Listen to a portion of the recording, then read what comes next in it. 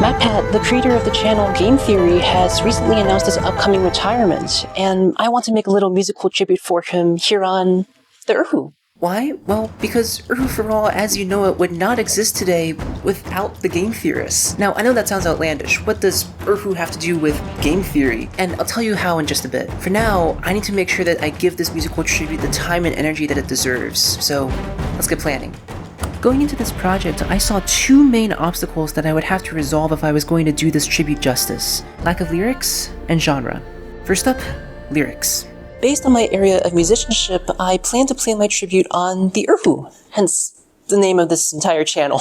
Game Theory actually already got an amazing tribute song by the Stupendium a couple months ago, and one of its many awesome features was that it was chock full of lyrics with references to the history of the channel. As for me, I guess I could try speaking the lyrics on the Erhu, although I don't think anyone would really understand it. Let's try it.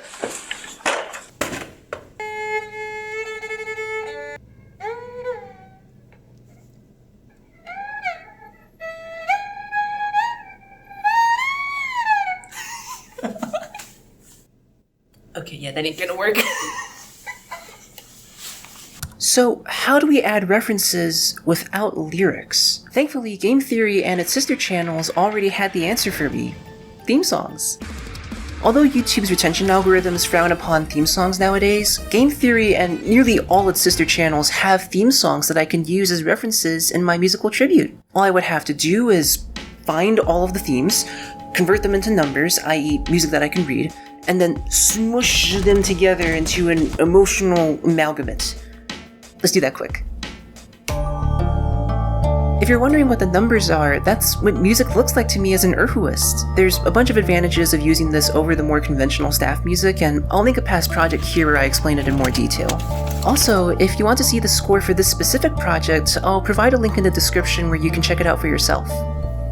Okay, we have all of the theme songs now that I can use as musical references for my tribute. But now, combining these into something coherent, into a story that jives with both Game Theory and Erhu, puts us right in front of the second obstacle: genre. Take a listen to the theme songs for Game Theory, its sister channels, even the Stupendium's tribute, and you'll notice that all of them have a very upbeat vibe. Fast-paced tempo, pricky percussion, overall head boppiness in general. And while yes, there are plenty of upbeat, fast-paced traditional Erhu classics, I got the feeling that that wasn't the sort of Erhu tribute that I wanted to make.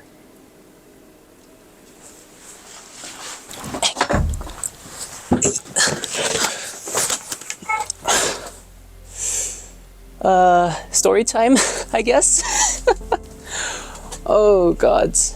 Long before Erhu for All, back when I was just trying to make it through that last year of high school, I knew nothing about pop culture, and I had done so deliberately. The way I saw it at the time, if my outer appearance and cultural differences already made my chances at fitting in with my peers zero, then what was the point of trying to learn what people my age are into at all?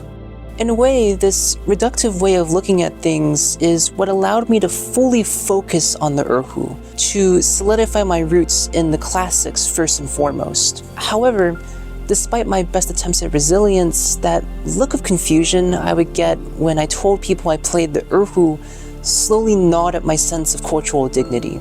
I saw people talking about the violin and piano, things in their own sphere of pop culture, as their own easily understandable individual entities.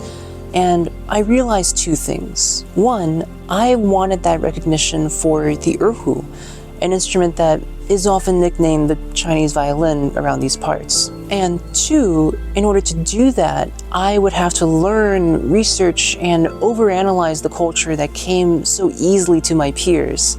I needed to show people what the Erhu could do on their own cultural turf. But how could I go about researching this over a decade's worth of franchises and abbreviations and whatever these things called memes were? Yes, I was really that out of touch. Eventually, I realized that I just had to treat this like any other research project, which meant that the first step was Googling it, So a bit later, I sat down, took a deep breath, and looked up the latest pop culture thingy I had heard about at school.